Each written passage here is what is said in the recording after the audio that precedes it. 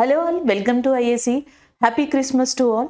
So ఈరోజు మనం important current affairs ఏవైతే ఉన్నాయో సో అవి వాటితో పాటుగా స్టాటిక్ జీకే అండ్ దాని రిలేటెడ్ కాన్సెప్ట్ అండ్ మీ ఎగ్జామ్స్కి యూజ్ అయ్యే ఏదైనా కంటెంట్ ఉంటే, అంటే మనకి పర్టికులర్ ఎగ్జామ్స్ ఉంటాయి కదా, ఎస్ఎస్సి, ఆర్ఆర్బి, గ్రూప్స్, ఇది ఏదైనా కానీ బ్యాంకింగ్, సో వాటికి సంబంధించి ఏమైనా రిలేటబుల్గా కొన్ని కాన్సెప్ట్స్ ఉంటే అవి కూడా ఇక్కడ డిస్కస్ చేద్దాం. ఫస్ట్ వన్ చూద్దాం. సో ఇక్కడ కరెంట్ అఫైర్ చూద్దాం. ఈ కరెంట్ అఫైర్ రాజస్థాన్కి సంబంధించింది, కాకపోతే దీని ద్వారా మనం చాలా కోరిలేటెడ్ కరెంట్ అఫైర్స్ని చదవచ్చు, స్టాటిక్ జీకేని కూడా చూడొచ్చు, కొన్ని అప్డేషన్స్ కూడా చూడొచ్చు. రాజస్థాన్ యొక్క new chief minister bhajan Lal Sharma గారు ఒక న్యూ స్కీమ్ని ఇంట్రడ్యూస్ చేశారు. ఆ స్టేట్లో ఉన్న ఎవరైతే గర్ల్స్, బాలికలు ఉంటారో వాళ్ళకి ఫ్రమ్ కేజీ టు పీజీ, అంటే మనకి LKG, UKG, what ever that లో స్టాండర్డ్స్ మనకి ఏవైతే ఉంటాయో అక్కడి నుంచి స్టార్ట్ అయ్యి మనకి హయ్యర్ ఎడ్యుకేషన్ వరకు కూడా, పీజీ వరకు, పోస్ట్ గ్రాడ్యుయేషన్ వరకు కూడా ఆ state government free of cost తోటి ఎడ్యుకేషన్ని ప్రొవైడ్ చేస్తుంది. ఒక రకంగా చెప్పాలంటే రాజస్థాన్ బాలికలకి ఉచిత విద్యని అందించబోతుంది ఫ్రమ్ ఆల్ ఓవర్ దట్ ఏమంటారు క్లాసెస్కి సంబంధించి లేదా సెక్షన్స్కి సంబంధించి. అదే ఇక్కడ కరెంట్ అఫైర్. బాలికలకి ఉచిత విద్య from KG to PG which is announced by that Rajasthan chief minister and Bhajan Lal Sharma. ఇది వరకు రాజస్థాన్ యొక్క చీఫ్ మినిస్టర్ గా అశోక్ గెహ్లాట్ ఉన్నారు. ఆయన ప్లేస్ లో కొత్త చీఫ్ మినిస్టర్ గా భజన్ లాల్ శర్మ గారు రావడం జరిగింది. నెక్స్ట్ గవర్నర్ గా కల్రాజ్ మిశ్రా గారు ఉన్నారు. ఎస్ఎస్సి, రైల్వే, బ్యాంకింగ్ కి చీఫ్ మినిస్టర్, గవర్నర్ అనేది చాలా ఇంపార్టెంట్ అండి, ఈవెన్ ఐబీ లాంటి ఎగ్జామ్స్ కి కూడా. నెక్స్ట్ వన్ చూడండి. క్యాపిటల్ వచ్చేటప్పటికి రాజస్థాన్కి జైపూర్ అనేది ఉంది. సో జైపూర్ని మనం పింక్ సిటీ అని కూడా పిలుస్తాం. ఉదయ్పూర్ ఉందనుకోండి, సో దానిని వైట్ సిటీ అని చెప్పేసి పిలవడం జరుగుతుంది. అదే జోధ్పూర్ ఉందనుకోండి, దానిని బ్లూ సిటీ అని చెప్పేసి పిలుస్తారనమాట. సో ఇట్లా Jodhpur blue city, Udaipur white city and Jaipur is a pink city capital గా ఉంది. ఎవ్రీ ఇయర్ కూడా జైపూర్ లిటరేచర్ ఫెస్టివల్ అనేది రాజస్థాన్లో జరుగుతుంది అనమాట, సాహిత్యానికి సంబంధించిన పండుగ. Next one. రాజస్థాన్లో ఉన్న నేషనల్ పార్క్స్ వచ్చేటప్పటికి Ranthambore national park and Mukundra national park ఇంపార్టెంట్గా చెప్పొచ్చు అనమాట రాజస్థాన్ ఏరియాలో. యాక్చువల్గా ఇక్కడ మనం రాజస్థాన్కి సంబంధించిన కరెంట్ అఫైర్ వన్ లైనరే, అక్కడితో అయిపోయింది. రీసెంట్గా ఏ స్టేట్ గవర్నమెంట్ మనకి ఫ్రమ్ కేజీ టు పీజీ మొత్తానికి కూడా ఆల్ గర్ల్స్కి ఎడ్యుకేషన్ ఫ్రీగా ఇస్తాము అని చెప్పేసి ప్రకటించింది అని అడిగితే దట్ ఈస్ అ రాజస్థాన్. లేదా రాజస్థాన్ న్యూ చీఫ్ మినిస్టర్ ఎవరు? భజన్ లాల్ శర్మ. గవర్నర్ ఎవరు? కల్రాజ్ మిశ్రా. కాకపోతే ఏంటంటే ఇక్కడ ఉన్న రాజస్థాన్లోని కొన్ని ప్లేసెస్ మనకి ఇండైరెక్ట్గా కొన్ని కరెంట్ అఫైర్స్లో ఇన్వాల్వ్ అయి ఉన్నాయి.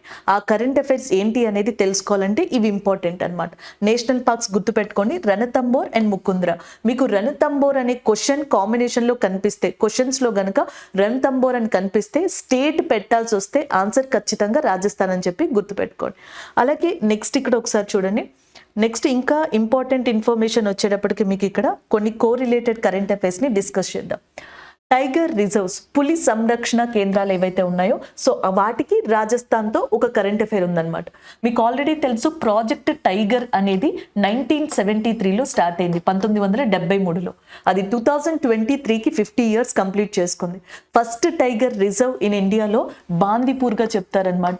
ఇది 1973లో ఏర్పడింది. అది కూడా కర్ణాటకలో మనకి స్టార్ట్ అయింది. అదే ఇయర్లో బాందీపూర్ టైగర్ రిజర్వ్ తర్వాత మనకి ఉత్తరాఖండ్లోని జిమ్ కార్బెట్ దగ్గర ఇంకొక టైగర్ రిజర్వ్ని ఇనాగ్రేట్ చేశారు. బట్ ఫస్ట్ దీన్ని స్టార్ట్ చేశారు.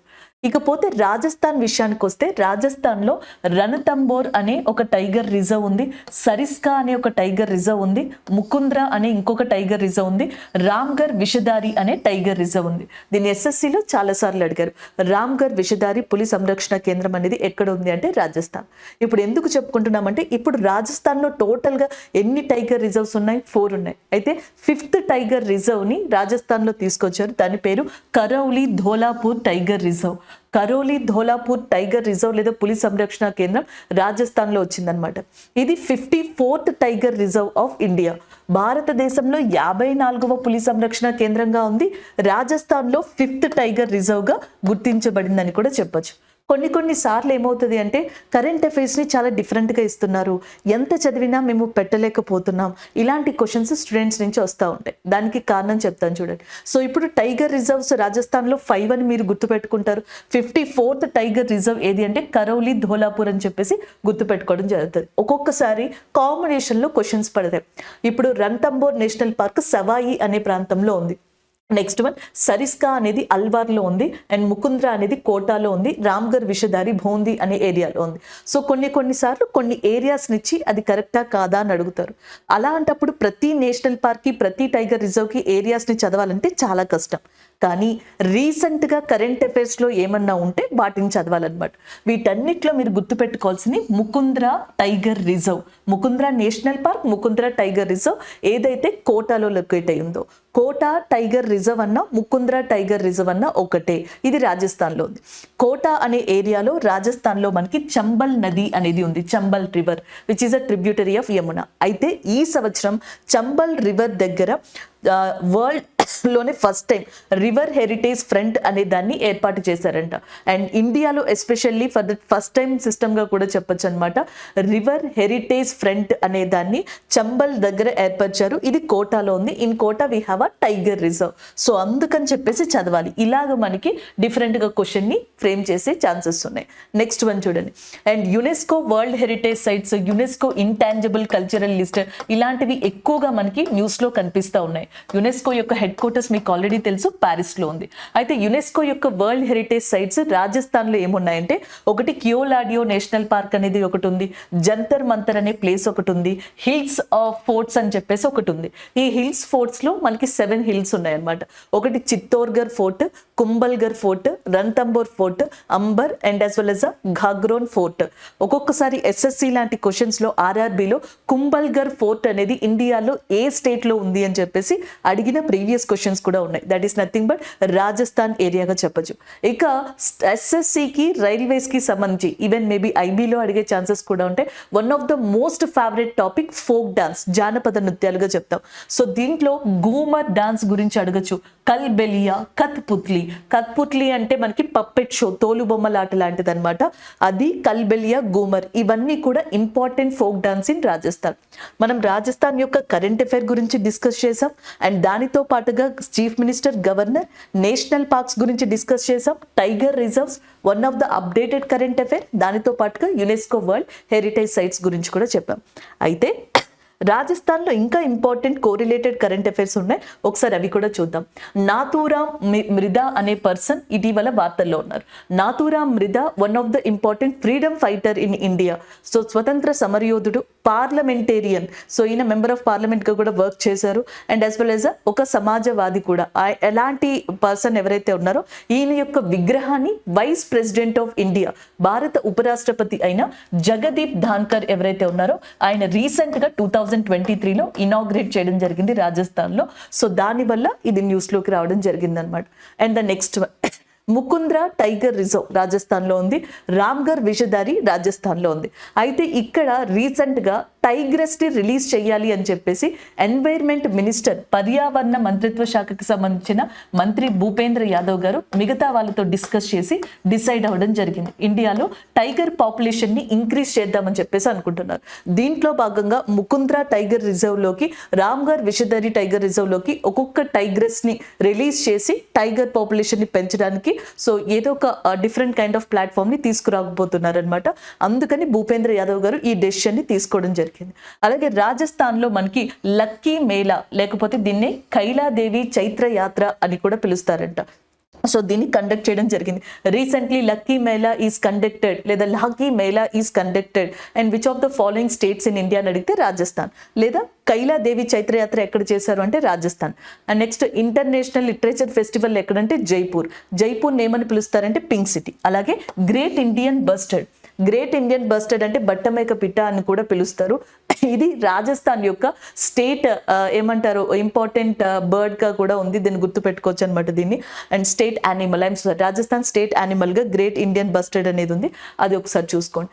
అండ్ నెక్స్ట్ వచ్చేటప్పటికి మనకి రాజస్థాన్ ఎవరైతే మనకి పూర్ పీపుల్ ఉంటారో రాజస్థాన్లో వాళ్ళకి గ్యాస్ సిలిండర్ 450 రూపీస్కే ఇవ్వాలని డిసైడ్ అయింది. అంతేకాకుండా కొత్తగా వచ్చిన ప్రభుత్వం నెక్స్ట్ ఇయర్ కల్లా రాజస్థాన్లో 2.5 lakh యూత్కి జాబ్స్ ఇవ్వాలి అని చెప్పేసి కూడా ఒక డెసిషన్ తీసుకున్నట్టుగా రీసెంట్గా మనకి న్యూస్ రావడం జరిగింది. ఇవన్నీ Rajasthan updated current affairs and static GK. అయితే ఫ్రీ ఎడ్యుకేషన్ని రాజస్థాన్ ఎలా అయితే ఇచ్చిందో ఇంకొన్ని స్టేట్స్లోని స్టేట్ గవర్నమెంట్స్ కూడా కొన్ని న్యూ స్కీమ్స్ని తీసుకొచ్చాయి. లైక్ మధ్యప్రదేశ్. మధ్యప్రదేశ్కి కూడా న్యూ చీఫ్ మినిస్టర్ వచ్చారు. మీకు ఆల్రెడీ తెలుసు, మధ్యప్రదేశ్కి న్యూ చీఫ్ మినిస్టర్గా మోహన్ యాదవ్ గారు ఉన్నారు. అయితే ఆయన మధ్యప్రదేశ్లో రీసెంట్గా స్టార్ట్ అయిన ప్రోగ్రామ్ ఏంటి అంటే లాడ్లీ బెహన్ యోజన అనే ఒక ప్రోగ్రామ్ స్టార్ట్ అయింది. అండ్ నెక్స్ట్ వచ్చేటప్పటికి మనకి పంజాబ్లో భగవత్ మాన్ అనే ఎవరైతే చీఫ్ మినిస్టర్ ఉన్నారో ఆయన భగవత్ మాన్ తుహారే ద్వారా అనే స్కీమ్ని తీసుకొచ్చారు. అంటే పంజాబ్లో బర్త్ సర్టిఫికెట్, నెక్స్ట్ కొన్ని క్యాస్ట్ సర్టిఫికెట్, ఇన్కమ్ సర్టిఫికెట్ ఇలాంటివి ఉంటాయి కదా, కొన్ని గవర్నమెంట్ సర్వీసెస్ ఏవైతే ఉంటాయో అవి డోర్ స్టెప్కి తీసుకొచ్చి ఇచ్చేలాగా, ఇంటి వద్దే ఇచ్చేలాగా భగవాన్ మాన్ తుహారే ద్వారా స్కీమ్ అనే దాన్ని పంజాబ్ స్టేట్ స్టార్ట్ చేయడం జరిగింది. ఉత్తరప్రదేశ్ ఎవరైతే మనకి పిల్లలు ఉంటారో స్కూల్స్లో, సో వాళ్ళకి మనకి న్యూట్రిషన్ అందేలాగా, పోషణని అందేలాగా హాట్ కుక్డ్ మీల్స్ అనే స్కీమ్ ని కూడా స్టార్ట్ చేసింది. రీసెంట్ గా సైబర్ పోలీస్ స్టేషన్స్ ని 50+ డిస్ట్రిక్ట్స్ లో ఉత్తరప్రదేశ్ లో మనకి ఏర్పాటు చేయనున్నారు. దానివల్ల ఉత్తరప్రదేశ్ అనేది వార్తల్లో కనిపించింది రీసెంట్ గా. వందే భారత్ ట్రైన్ ఉంటుంది చూసారా, దాని సెకండ్ వందే భారత్ ట్రైన్ ఉత్తరప్రదేశ్ లో వారణాసి నుంచి ఢిల్లీ మధ్యలో స్టార్ట్ అయింది. మీకు ఆల్రెడీ తెలుసు తమిళ సంఘం, కాశీ తమిళ సంఘం అనేది కూడా రీసెంట్ గా వారణాసిలో స్టార్ట్ చేశారు. These are all related to Uttar Pradesh. So this is about this current affair అండి. సో మనకి static GK, correlated current affair, కొన్ని ప్రీవియస్ ఇయర్స్ క్వశ్చన్స్ ని మనం డిస్కస్ చేసాం.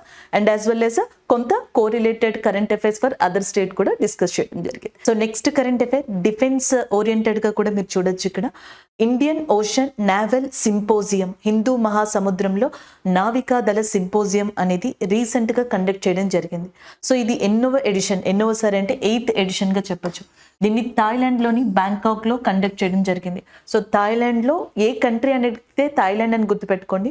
థాయిలాండ్ లో ఎస్పెషల్లీ ఎక్కడ అంటే బ్యాంకాక్ లో మనకి 8th ఎడిషన్ ఆఫ్ హిందూ మహాసముద్రం అంటే ఇండియన్ ఓషన్ నావల్ సింపోజియం అనేది జరిగింది. ఒకసారి దీనికి సంబంధించిన డీటెయిల్స్ చూడండి. సో మనకి 19th to 22nd డిసెంబర్ మధ్యలో ఇది జరిగింది. కొన్ని సార్లు ఏమవుతుంది అంటే ఈ నేవీకి, ఆర్మీకి సంబంధించినవి, లేకపోతే ఏదైనా మనకి G20 షాంఘై కోఆపరేషన్ ఆర్గనైజేషన్స్ ఉంటే వాటి డేట్స్ని ఈ మధ్యన గ్రూప్స్ ఓరియంటెడ్గా, లేకపోతే కొన్ని సార్లు SSC లాంటి ఎగ్జామ్స్లో కూడా అడుగుతున్నారు ఏ డేట్ నుంచి ఏ డేట్ వరకు జరిగింది. అది ఓన్లీ ఇంపార్టెంట్ నేవీ కావచ్చు, ఎయిర్ ఫోర్స్ కావచ్చు, ఇలాంటి వాటికి, లేదా ఇండియాలో జరిగిన సమిట్స్ ఏవైతే ఉంటాయో ఇంపార్టెంట్ వాటికి అడుగుతున్నారు. సో అందుకని నేను ఇక్కడ ఇది మెన్షన్ చేశాను. సో ఈ సంవత్సరం ఇండియన్ ఓషన్ నావల్ సింపోజియం అనే దాన్ని ఎవరు కండక్ట్ చేశారు అంటే రాయల్ థాయ్ నేవీ ఏదైతే ఉందో అది కండక్ట్ చేసింది. సో దీంట్లో 27 కంట్రీస్ పార్టిసిపేట్ చేశాయి. అయితే ఇక్కడ ఒకటి మనం చాలా గుర్తుపెట్టుకోవాల్సిన అంశం ఉంది, ఒకటి ఇంపార్టెంట్ది. ఈ ఏదైతే ఇండియన్ ఓషన్ నావల్ సింపోజియం ఉందో ఇది స్టార్ట్ చేయడానికి కారణం India. The reason behind and the program initiated because of ఇండియాగా చెప్పొచ్చు అనమాట. ఎందుకంటే 2008లో ఇండియా ఒక ప్రస్తావనని, ఒక ప్రపోజల్ని తీసుకొచ్చిందంట. ఇండియన్ ఓషన్లో ఉండే ప్రాబ్లమ్స్ అన్నిటికీ కూడా మనకి ఒక సొల్యూషన్ని తీసుకురావాలి, ప్రిపేర్డ్గా ఉండాలి అని చెప్పేసి ఇండియన్ ఓషన్ నేవల్ సింపోజియం అనే ఐడియాని తీసుకొచ్చిందే ఇండియా. అందుకే ఫస్ట్ ఎడిషన్ కూడా ఇండియాలోని ఢిల్లీ ప్రాంతంలో ఫస్ట్ దాన్ని స్టార్ట్ చేద్దామని అనుకున్నారు, డిసైడ్ అయ్యారు. దాని తర్వాత నుంచి స్టార్ట్ చేశారనమాట. సో ఇది దానికి సంబంధించిన ఇంపార్టెంట్ ఇన్ఫర్మేషన్గా చెప్పొచ్చు అనమాట. ఇప్పుడు 8th ఎడిషన్ అనేది థాయిలాండ్ బ్యాంకాక్లో జరిగింది. రాయల్ థాయ్ నేవీ దీన్ని కండక్ట్ చేసింది. అయితే దీంట్లో టోటల్ మెంబర్స్ 34 ఉన్నారు, 34 మంది టోటల్ మెంబర్స్ ఉన్నారు.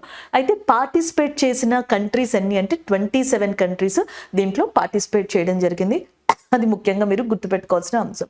This is all about Indian Ocean naval symposium. అలాగే భారతదేశం తరపున ఇండియన్ నేవీకి సంబంధించిన ఇంపార్టెంట్ పర్సన్స్ పార్టిసిపేట్ చేశారు. అందులో ఒకళ్ళు ఇండియన్ నేవీ చీఫ్ అడ్మిరల్, మన భారత నావికా దళానికి చీఫ్ అడ్మిరల్గా ఉన్న ఆర్ హరికుమార్ గారు కూడా పార్టిసిపేట్ చేయడం జరిగింది. అలాగే ఇండియన్ నేవీ డే అనేది మనకి December 4th రికగ్నైజ్ చేశారనమాట. సో ఇది ఈ ఓవరాల్ కరెంట్ అఫైర్కి సంబంధించిన ఇంపార్టెంట్ ఇన్ఫర్మేషన్. అయితే ఇండియన్ నేవీకి సంబంధించి చాలాసార్లు మనకి కరెంట్ అఫైర్స్లో INS అని చెప్పేసి ఇండియన్ నేవీ షిప్స్ కనిపిస్తూ ఉంటాయి, వాటికి నిర్మించిన వాళ్ళు కనిపిస్తూ ఉంటారు, ప్రోగ్రామ్స్ కనిపిస్తూ ఉంటాయి. కాబట్టి ఒకసారి ఆ ఓరియంటెడ్లో కొన్ని ఇంటర్లింక్ ఏదైనా ఉన్నాయా ఉంటే వాటిని గుర్తుపెట్టుకోవడానికి ట్రై చేద్దాం. సో ఇక్కడ చూడండి, ఈ ఇండియా అండ్ యూరోపియన్ యూనియన్ ఏదైతే ఉంటుందో మొట్టమొదటిసారిగా నావీ ఎక్సర్సైజ్ని కండక్ట్ చేశాయి. సో ఇప్పటి వరకు మనం యూరోపియన్ యూనియన్తో నావికాదళ విన్యాసం అనేది చేయలేదు, ఫస్ట్ టైం చేసామన్నమాట. అనమాట. సో అందులో ఇండియాకి సంబంధించిన ఐఎన్ఎస్ సుమేధ అనేది కూడా పార్టిసిపేట్ చేసింది. యూరోపియన్ యూనియన్ యొక్క హెడ్ క్వార్టర్స్ అనేది బ్రజిల్స్ బెల్జియంలో ఉంది. ఈవెన్ నాటో అంటాం కదా, నార్త్ అట్లాంటిక్ ట్రీటీ ఆర్గనైజేషన్, దీని యొక్క హెడ్ క్వార్టర్స్ కూడా బ్రజిల్స్ లోనే ఉందన్నమాట. అండ్ నాటోకి సంబంధించి ఒక కరెంట్ అఫైర్ కూడా ఉంది. అండ్ 2023లో దీని total members 31 and new member గా ఫిన్లాండ్ అనేది యాడ్ అవ్వడం జరిగింది. ఒకసారి ఇది చూసుకోండి. సో ఈ రెండింటి హెడ్ క్వార్టర్స్ బ్రజిల్స్ లోనే ఉన్నాయి. యూరోపియన్ యూనియన్ ఇండియన్ నేవీతో కండక్ట్ చేసిన ఫస్ట్ ఎక్సర్సైజ్ గల్ఫ్ ఆఫ్ గునియా ఏదైతే ఉందో అక్కడ దీన్ని కండక్ట్ చేయడం జరిగింది అనమాట. మన ఇండియా తరపున ఐఎన్ఎస్ సుమేధ అనేది పార్టిసిపేట్ చేసింది. ఇది ఒక కరెంట్ అఫైర్ రీసెంట్ గా జరిగింది. అండ్ నెక్స్ట్ వన్ చూడండి, ప్రాజెక్ట్ 15B అని చెప్పేసి మనం ఒక ఇండియన్ నేవీ తరపున ఇండియన్ గవర్నమెంట్ ఒక ప్రాజెక్ట్ ని స్టార్ట్ చేసింది. దీంట్లో భాగంగా ఇండియన్ నేవీ షిప్స్ ని కొన్నాటిని మనకి ఇంట్రడ్యూస్ చేస్తున్నారు. సో ఇంట్రడ్యూస్ చేసేది అండ్ మ్యానుఫ్యాక్చర్ చేసేది ఎవరు అంటే మాస్గావోన్ అండ్ డాక్ షిప్ బిల్డర్స్ ఎవరైతే ఉన్నారో వాళ్ళు. సో రీసెంట్ గా ప్రాజెక్ట్ 15Bలో భాగంగా ఐఎన్ఎస్ ఇంపాల్ అనే ఏదైతే ఉందో సో దాన్ని మాస్గావోన్ ఇంట్రడ్యూస్ చేయడం జరిగింది. సో క్వశ్చన్స్ ఎలా అడుగుతారు అంటే ఐఎన్ఎస్ ఇంపాల్ రీసెంట్ గా మనకి మాస్గావోన్ బిల్డర్స్ మ్యానుఫ్యాక్చర్ చేసి ఇవ్వడం జరిగింది. ఇది ఏ ప్రాజెక్ట్ లో భాగం? ప్రాజెక్ట్ 15B లేకపోతే సాగర్మాల ఇలా కూడా అడుగుతారు. దేంట్లో? సముద్ర శక్తి ఎందులో భాగం అని చెప్పేసి ప్రాజెక్ట్ 15Bలో భాగమైన ఐఎన్ఎస్ ఇంపాల్ రీసెంట్ గా ఇంట్రడ్యూస్ చేయడం జరిగింది ఇండియన్ నేవీలో.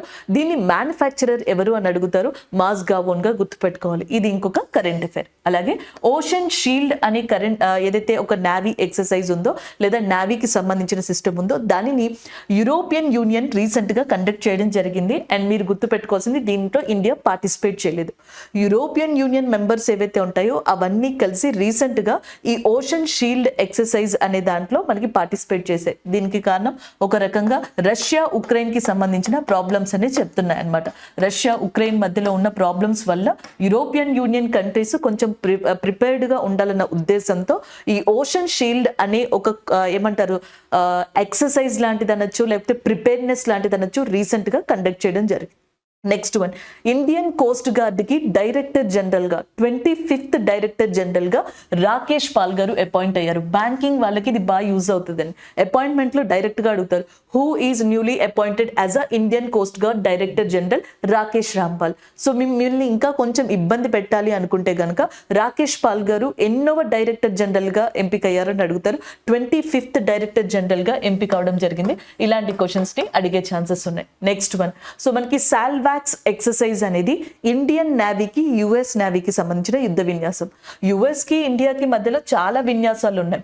లైక్ యుద్ధ అభ్యాస్, వజ్ర ప్రహార్ ఇలాంటి ఎక్సర్సైజ్ ఉన్నాయి. బట్ ఈ రెండు కంట్రీలకి ఎస్పెషల్లీ నేవీ ఎక్సర్సైజ్ అంటే అది సాల్వెక్స్ గాని చెప్పొచ్చు. ఈ సంవత్సరం అది కేరళలోని కొచ్చిన్ లో జరిగింది అనమాట. మల్బార్ ఎక్సర్సైజ్ కూడా నేవీ ఎక్సర్సైజ్, కాకపోతే దాంట్లో క్వాడ్ కంట్రీస్ అయినా మిగతా ఆస్ట్రేలియా, జపాన్ కూడా పార్టిసిపేట్ చేస్తాయి. బట్ ఇక్కడ ఈ రెండు కంట్రీస్ పార్టిసిపేట్ చేసే ఎక్సర్సైజ్ ఇది.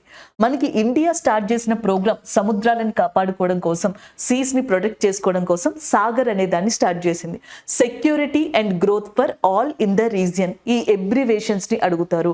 What is the abbreviation of Sagar అని అడుగుతారు. Security and growth for all in the region అనేది దాని యొక్క ఎబ్రివేషన్ గా ఉంది. అయితే సాగర్ ని ప్రమోట్ చేసే విషయంలో భాగంగా రీసెంట్ గా ఇండియా మన షిప్ అయిన ఐఎన్ఎస్ క్రిపాని అనే షిప్ ఏదైతే ఉందో సో దాన్ని వియత్నాంకి ఇవ్వడం జరిగింది. సో ఏ కంట్రీకి ఇండియా ఐఎన్ఎస్ క్రిపాని అనే దాన్ని ఇచ్చిందంటే that is Vietnam. or else Vietnam received which ship from that India as in that friendly nature country by that Sagar program promoting అని కూడా చెప్పొచ్చు అనమాట. ఐఎన్ఎస్ క్రిపాన్ గా గుర్తుపెట్టుకోండి.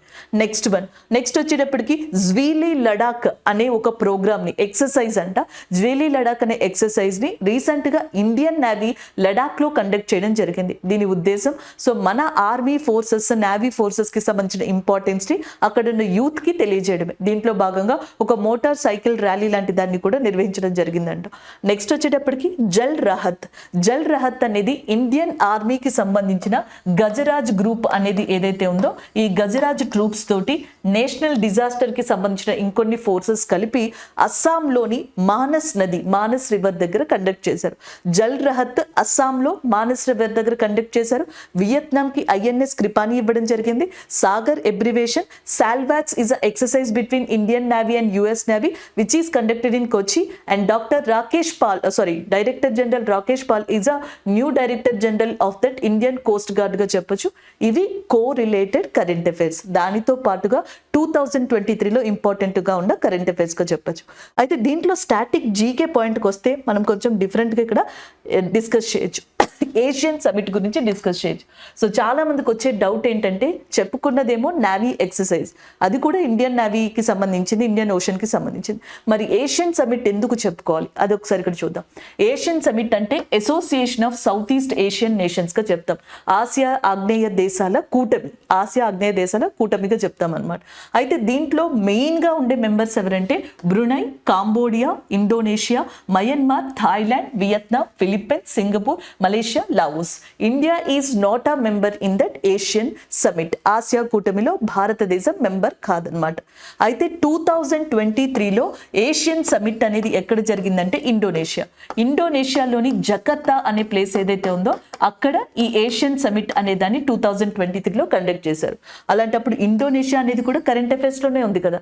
ఇండోనేషియాకి సంబంధించిన మౌంట్ మెరాపీ వాల్కెనో ఈ సంవత్సరం విస్ఫోటనం చెందింది, ఎరెప్ట్ అయింది. సో దానివల్ల ఇండోనేషియా ఈజ్ ఇన్ న్యూస్ చెప్పచ్చు. మయన్మార్, ఆఫ్ఘనిస్తాన్ లో తాలిబాన్ గవర్నమెంట్ వచ్చిన తర్వాత ఓపియం, నల్ల మందు అనే ప్రొడక్షన్ ని లేకపోతే కల్టివేషన్ ని బ్యాన్ చేశారు. సో దాంతో ఇప్పుడు ఓపియం ప్రొడక్షన్ లో వన్ ఆఫ్ ద టాప్ కంట్రీగా ఉంటుంది ఏషియన్ కంట్రీస్ లో మయన్మార్ గా చెప్పొచ్చు అనమాట. సో అది ఒకటి మీరు ఇక్కడ చూసుకోవచ్చు. Next one Thailand. So recent గా ఇప్పుడు మనం చెప్పుకునే కరెంట్ అఫైర్ కి సంబంధించి Indian Ocean navy symposium 8th edition అనేది ఎక్కడ జరిగింది, థాయిలాండ్ లోనే జరిగింది. And the next one Vietnam.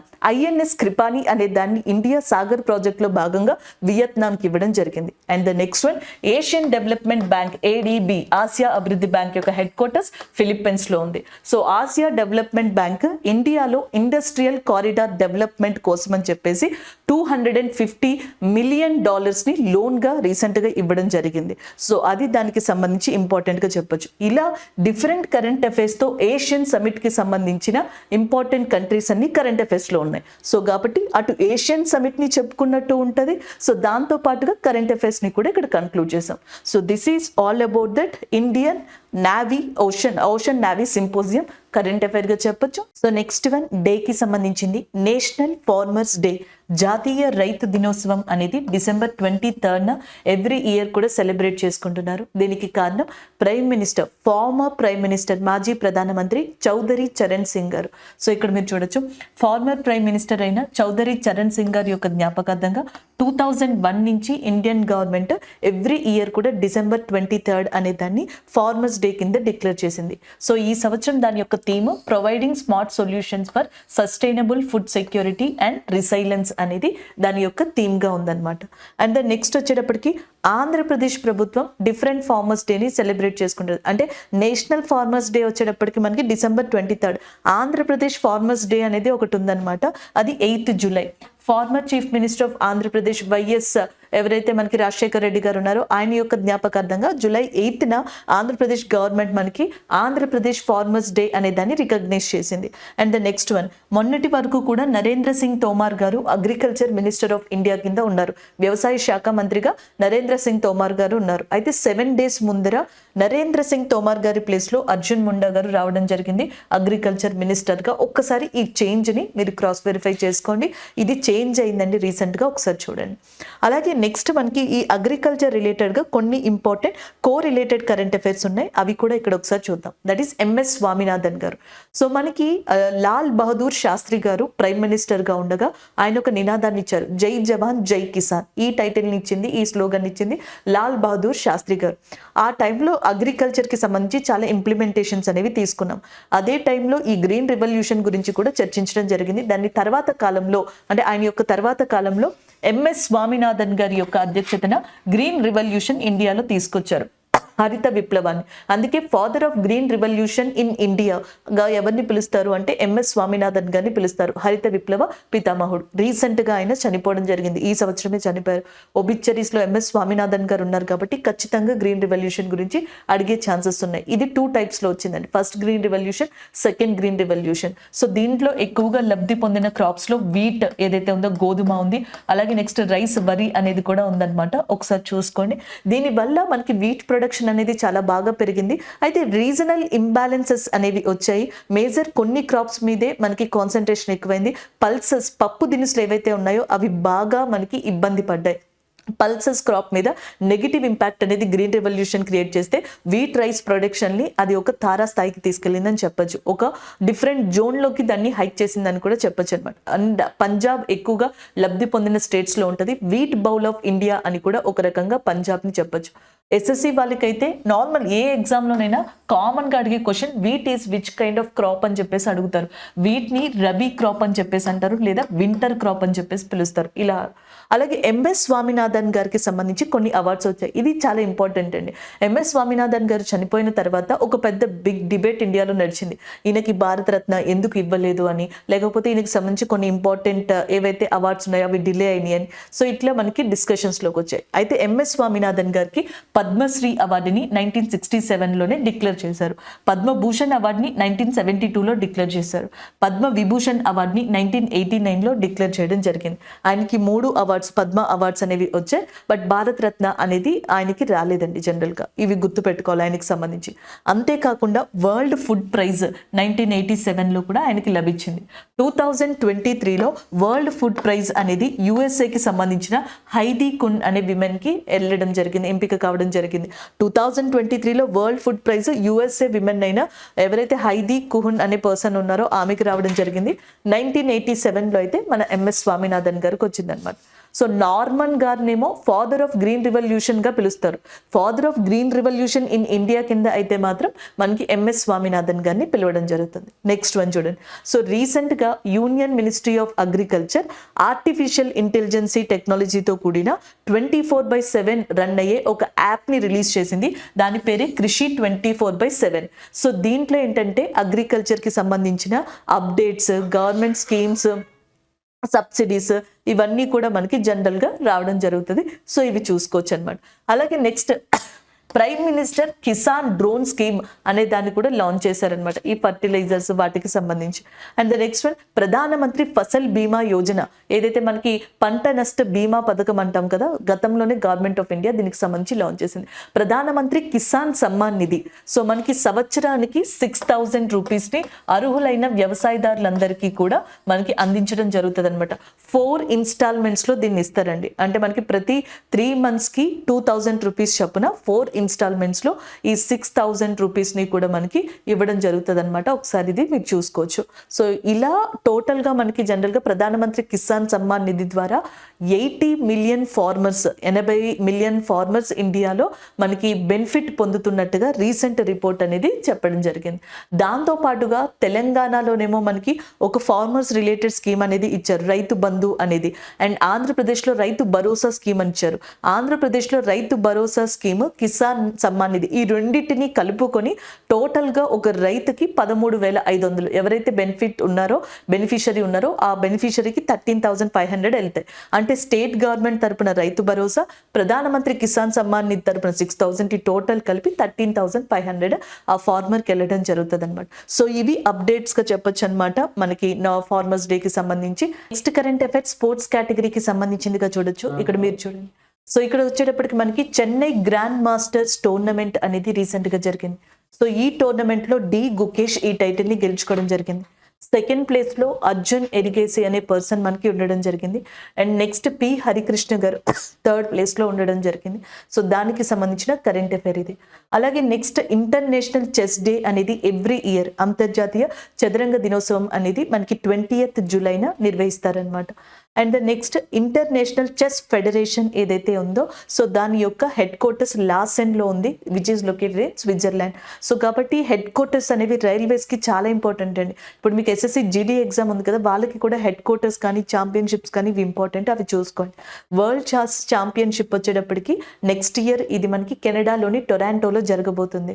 ఇవి ఓవరాల్గా గుర్తుపెట్టుకోవాలి. ఇండియాకి సంబంధించి టోటల్గా 84 గ్రాండ్ మాస్టర్స్ ఉన్నారంట. ఇండియాకి సంబంధించి 84 మంది గ్రాండ్ మాస్టర్స్ ఉన్నారు ప్రెసెంట్. అలాగే international chess day 20th July రీసెంట్గా జరిగిన చెన్నై గ్రాండ్ మాస్టర్స్ టోర్నమెంట్లో డి కుకేష్ ఆ టోర్నమెంట్ని గెలుచుకోవడం జరిగింది.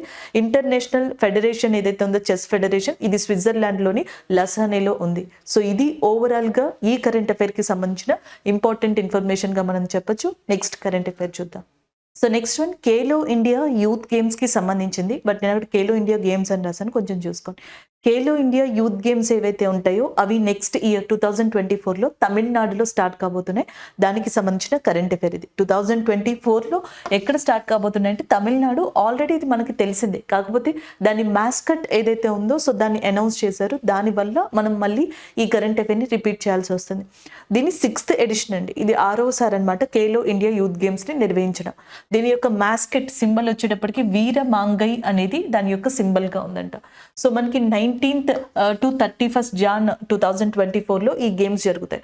తమిళనాడులోని చెన్నై, తిరుచి, మదురై, కోయంబత్తూర్ ప్రాంతాల్లో మనకి దీనిని కండక్ట్ చేస్తారనమాట. దానికి సంబంధించింది ఖేలో ఇండియా యూత్ గేమ్స్ 2023 ఉన్నాయి చూసారా. సో అవి వచ్చేటప్పటికి మనకి మధ్యప్రదేశ్లోని భూపాల్ అండ్ మిగతా సిటీస్లో కండక్ట్ చేశారనమాట.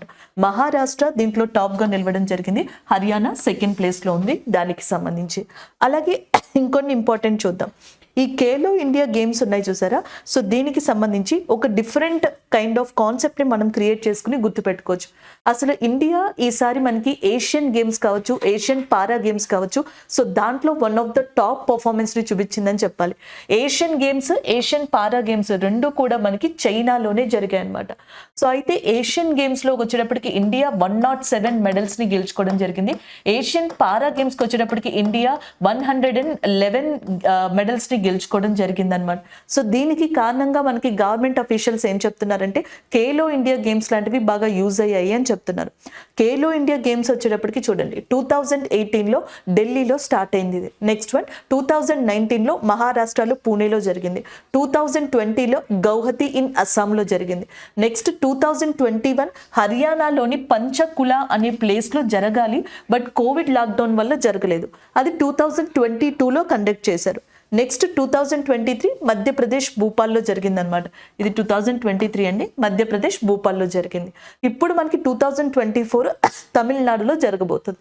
సో కాబట్టి ఖేలో ఇండియాని, ఏషియన్ గేమ్స్ని ఇట్లా కనుక ఇంటర్లింక్ చేసి చదువుకుంటే ఆ వెన్యూస్ గుర్తుంటాయి, ఇవి కూడా మనకి ఈజీగా గుర్తుండే అవకాశాలు ఉన్నాయి. అలాగే జాతీయ క్రీడలు, మనం నేషనల్ గేమ్స్ని కూడా కండక్ట్ చేస్తాం. 36th నేషనల్ గేమ్స్ ఇది 2022లో కండక్ట్ చేసాం గుజరాత్లో. 37th 2023లో కండక్ట్ చేసాం గోవాలో. 38th వచ్చేటప్పటికి 2024లో కండక్ట్ చేస్తున్నాం, అది ఉత్తరాఖండ్లో కండక్ట్ చేయబోతున్నాం అనమాట. ఉత్తరాఖండ్ యొక్క స్టేట్ బర్డ్ ఉంటుంది కదా, హిమాలయన్ మోడల్ అనుకుంటా. సో దానికి సంబంధించి మాస్కెట్ని డిసైడ్ చేయబోతున్నారు అనమాట దీనికి. బట్ వెన్యూస్ని అయితే ఫస్ట్ గుర్తుపెట్టుకోవడానికి ట్రై చేయండి. అలాగే నేషనల్ గేమ్స్లో టాప్లో మహారాష్ట్ర ఉందంటే ఈ సంవత్సరం. Next one 22nd Commonwealth games అనేవి బ్రిమింగ్హామ్ ఇంగ్లాండ్లో జరిగాయి. అండ్ నెక్స్ట్ వన్ ఫిఫా ఏదైతే మనకి అండర్-17 విమెన్స్ వరల్డ్ కప్ ఉందో సో అది ఇండియాలో నిర్వహించడం జరిగింది. సో మనకి నెంబర్ ఆఫ్ ఈవెంట్స్ కావచ్చు, లేకపోతే మనకి ఏమంటారు హోస్ట్ కంట్రీస్ కావచ్చు, హోస్ట్ ప్లేసెస్ కావచ్చు, మనకి నెంబర్ ఆఫ్ ఉంటాయండి. సో మొత్తాన్ని ఒకేసారి చదవాలంటే పాసిబుల్ కాదు, కాబట్టి కొన్ని ఇంపార్టెంట్ నేను ఏదైతే చెప్పానో లైక్ ఏషియన్ గేమ్స్ అనేది మనకి చాలా ఇంపార్టెంట్. ఎందుకంటే 2023లో కనుక ఏషియన్ గేమ్స్ని చూసుకుంటే కంప్లీట్గా ఒక మేజర్ బ్రేక్గా చెప్పొచ్చు అనమాట స్పోర్ట్స్కి సంబంధించిన ఫీల్డ్లో ఇండియాకి సంబంధించి. అలాంటి ఏషియన్ గేమ్స్కి మనకు ఒక బ్యాక్ బోన్ సపోర్ట్గా నిలిచింది. ఇండియాలో మినిస్ట్రీ ఆఫ్ స్పోర్ట్స్ ఇంట్రడ్యూస్ చేసిన అవి ఖేలో ఇండియా గేమ్స్ కావచ్చు, మిగతా గేమ్స్ కావచ్చు. సో కాబట్టి ఈ రెండింటిని ఇంటర్లింక్ చేసి చదువుకుంటే బాగుంటుంది.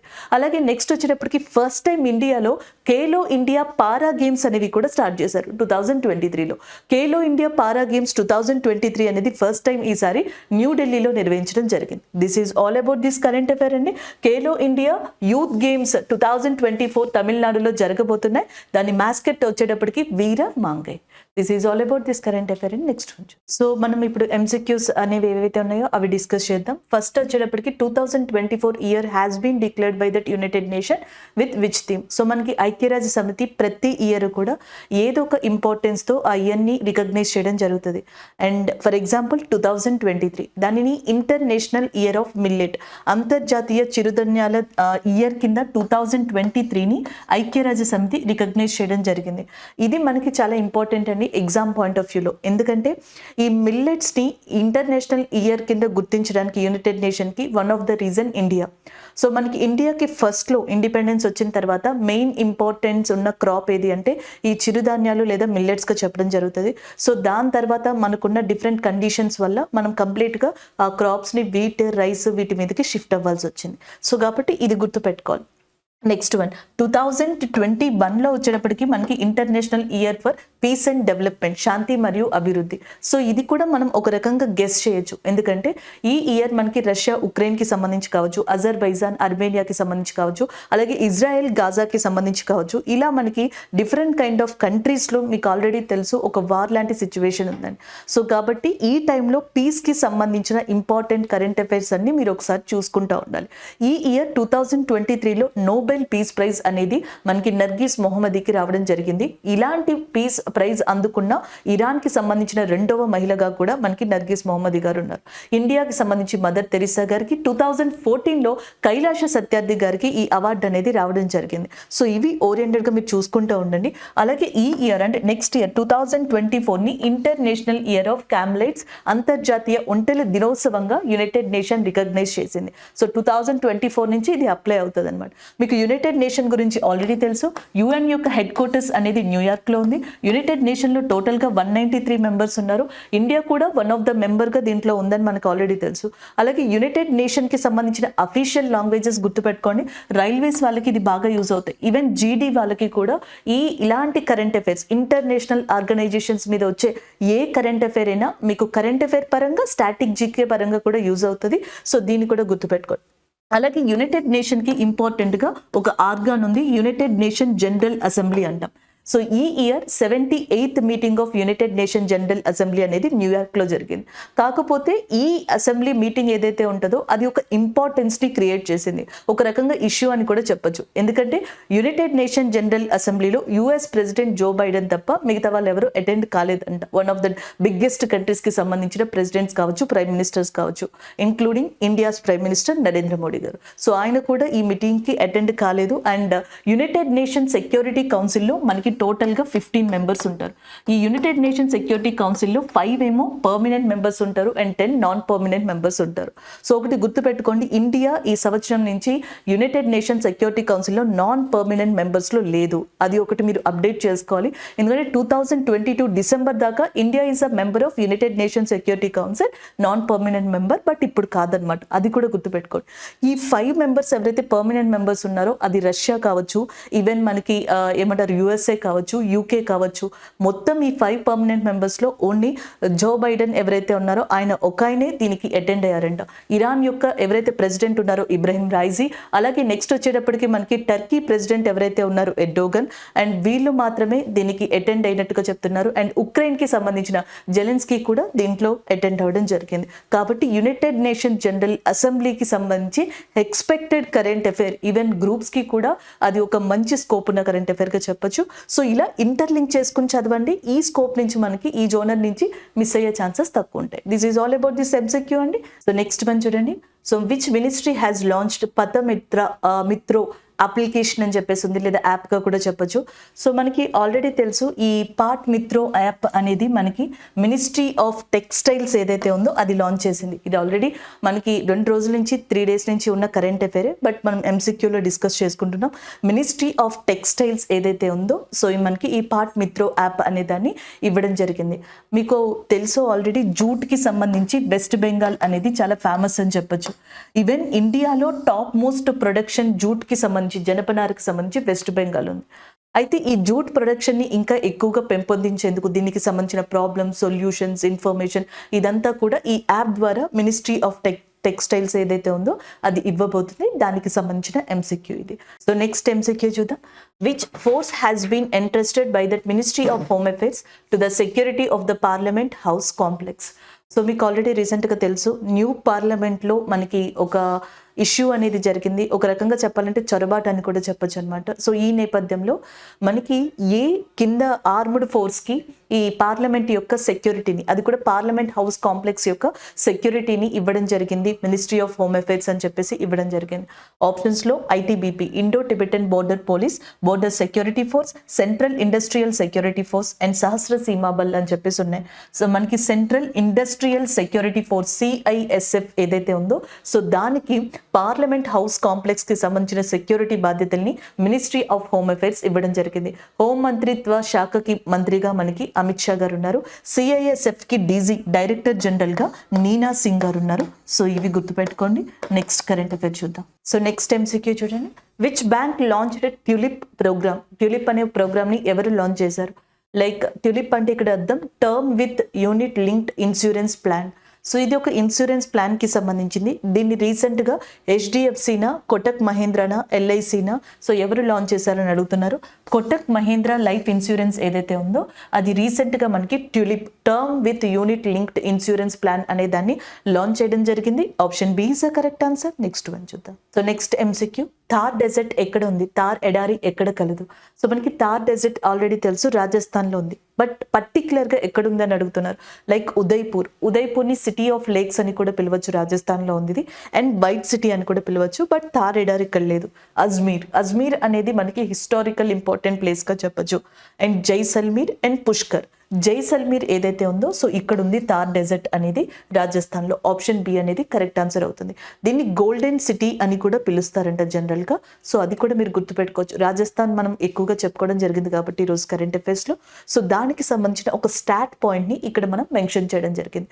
5 MCQsలో 4 మీకు కరెంట్ అఫైర్స్కి సంబంధించినవి, ఒకే ఒక్కటి వచ్చేటప్పటికి స్టాట్ జీకే రిలేటెడ్గా ఇది మనం మెన్షన్ చేసుకోవడం జరిగింది. ఇండియాలో మనకి సాల్ట్ డెజర్ట్ అని చెప్పేసి ఉంటుంది.